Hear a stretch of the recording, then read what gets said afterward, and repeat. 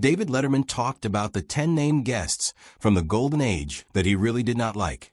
He had a lot of people on his show for 33 years. Many of these people had never been on a television show before. David Letterman had a gap between his teeth, and he was very funny. He made people laugh every night. Even though he seemed like a happy guy, David Letterman had a list of guests that he really hated. Johnny Carson was always polite even when he was really annoyed. David Letterman was not very good at hiding how he really felt. When the show was over and the people went home, David Letterman was not charming anymore. People who worked with him say that he did not like famous people, or people who thought they were better than everyone else, or guests who were mean to his staff. Someone who used to work on The Late Show with David Letterman for a time said that David Letterman was different from other hosts. He just did not have patience for people like fake celebrities or people with big egos. David Letterman was just himself.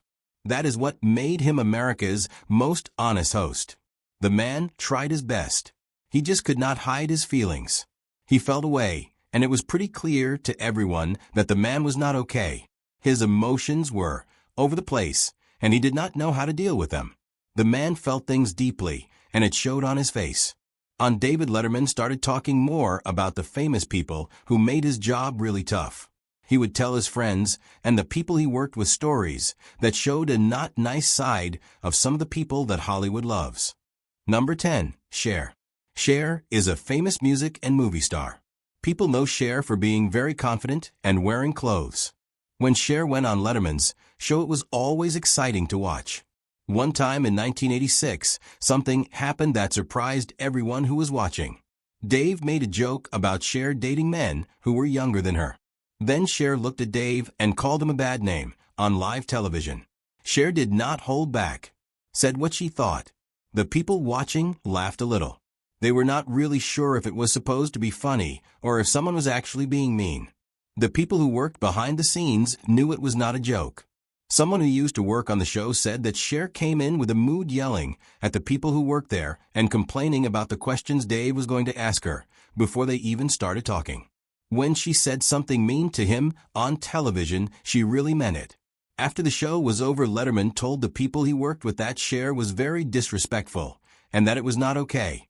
He did not mind if people made jokes, but what Cher did felt mean and hurtful. The relationship between them was really cold for a time.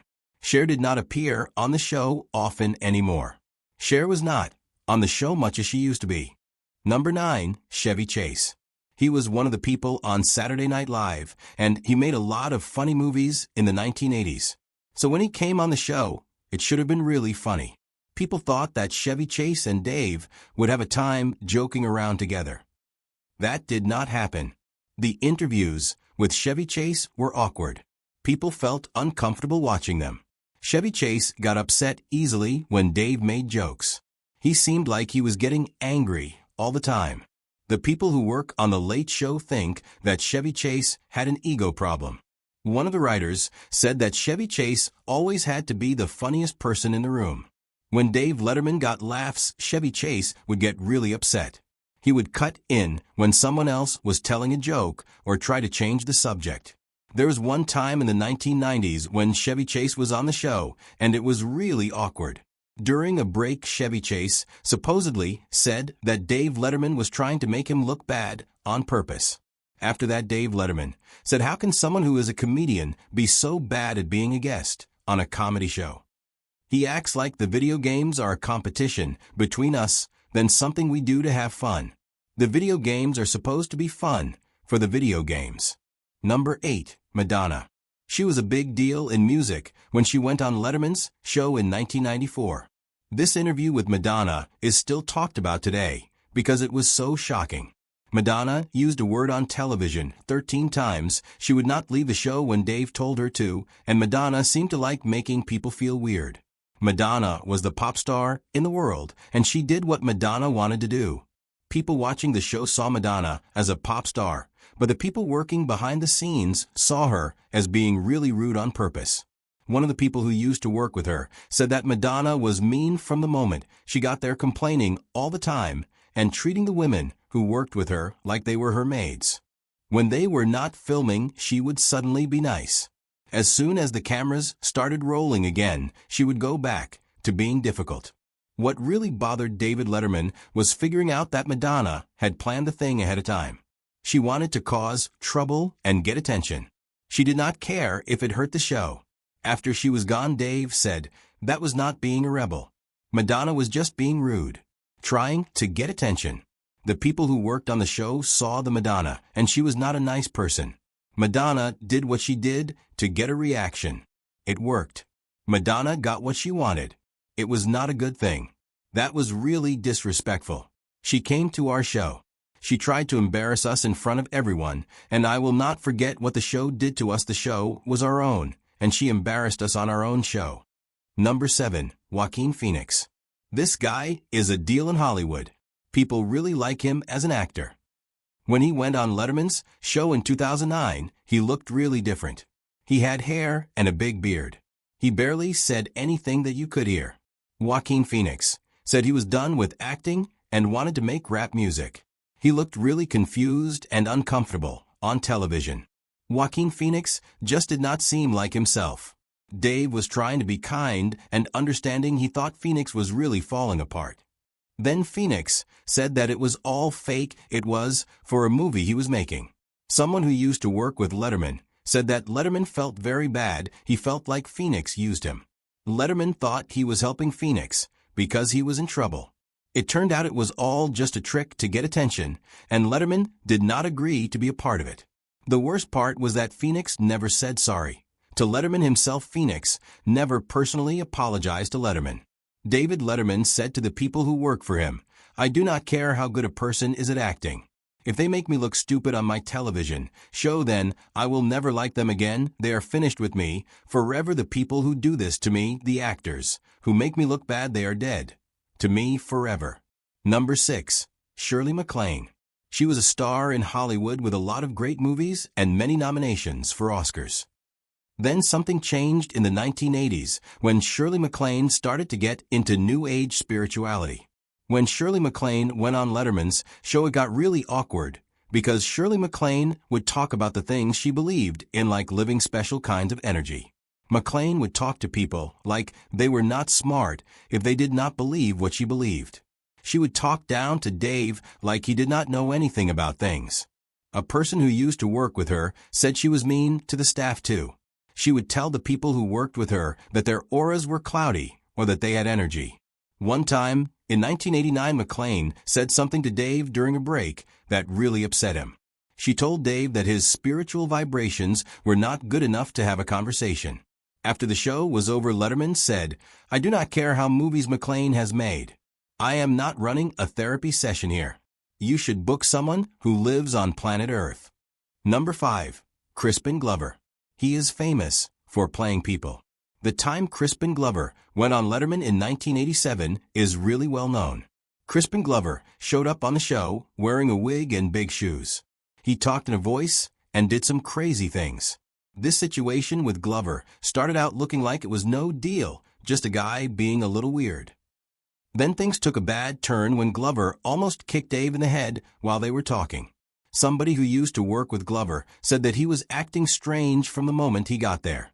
He was doing karate moves in his dressing room, would not talk to people like a normal person. After Glover almost kicked Dave, the security people took him away during a break. Letterman was really upset and angry. He told the person in charge of the show, "I do not want him on the show again.